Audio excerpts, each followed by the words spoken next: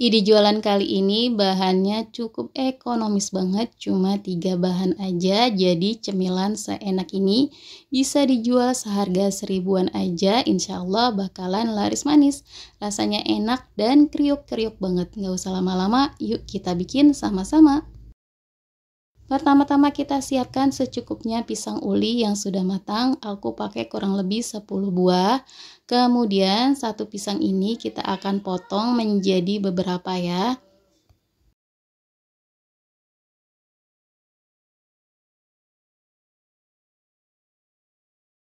Nah, kemudian ini aku potong lagi. Jadi satu buah hasilnya 4 potong seperti ini.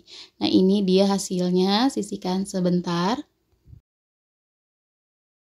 Lanjut siapkan kulit lumpia. Ini kulit lumpianya selembar ini akan aku potong jadi 2 ya teman-teman, seperti yang ada di video.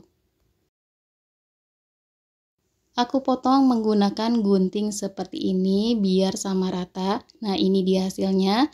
Jangan lupa kita buat perekatnya juga. Ini adalah terigu yang dicampurkan dengan air.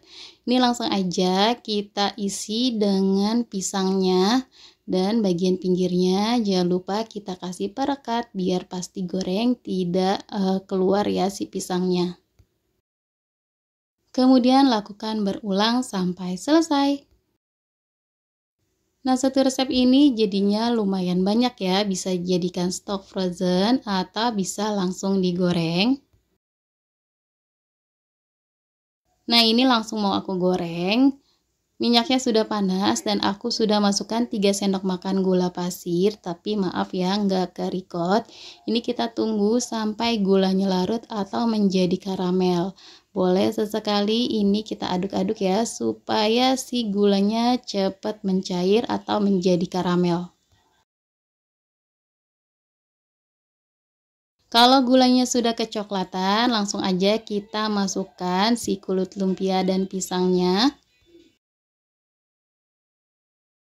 Kemudian kita tunggu sampai si kulit lumpianya ini kokoh. Kalau sudah kokoh langsung aja kita aduk-aduk atau bolak-balik seperti ini supaya si gulanya menempel ke kulit lumpianya.